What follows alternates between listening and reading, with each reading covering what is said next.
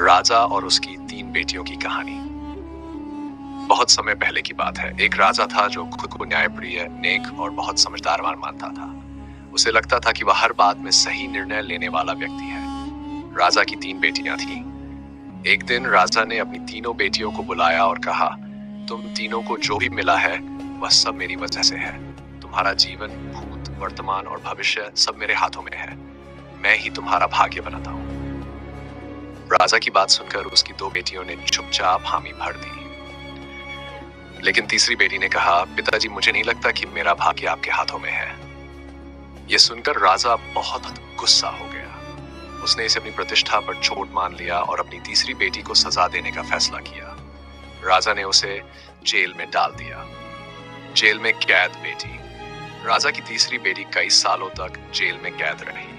राजा सोचता था कि यह उसकी ताकत और हुक्म का नतीजा है। प्रजा को भी यही लगता था कि बेटी ने कोई गलती की होगी, तभी राजा ने उसे जेल में डाल दिया।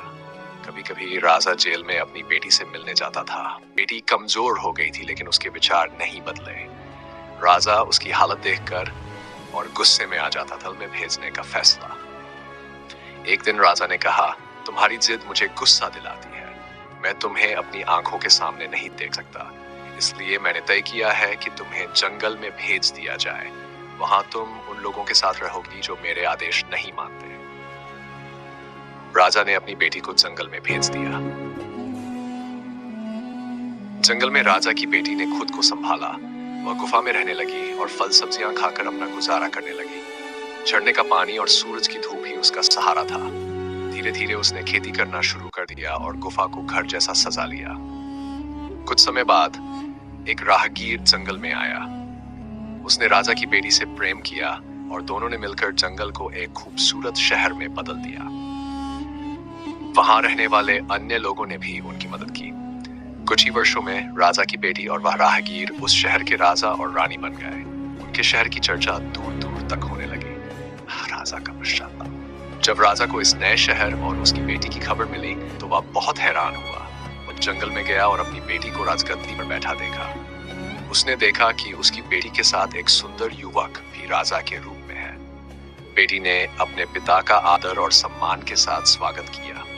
उसने अपने पिता से उनके पुराने व्यवहार का कोई जिक्र नहीं किया।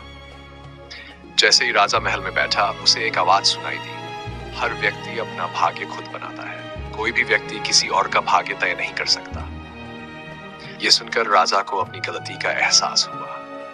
उसने अपनी सभी बेटियों को उनके भाग्य से आजाद कर दिया और कहा, मैंने अब समझ लिया कि हर व्यक्ति अपने कर्मों और परिस्थितियों के अनुसार अपना भाग्य खुद बनाता है। मैं तुम्हारा भाग्य तय करने वाला कोई नहीं हूं। इस कहानी से हमें यह सीख मिलती है कि हर व्यक्ति का भाग्य उसी के हाथों में होता है। कठिनाइयों का सामना करके भी हम अपनी मेहनत और सूझबूझ से अपना जीवन सफल बना सकते हैं। कोई और हमारा भाग्य तय नहीं कर सकता।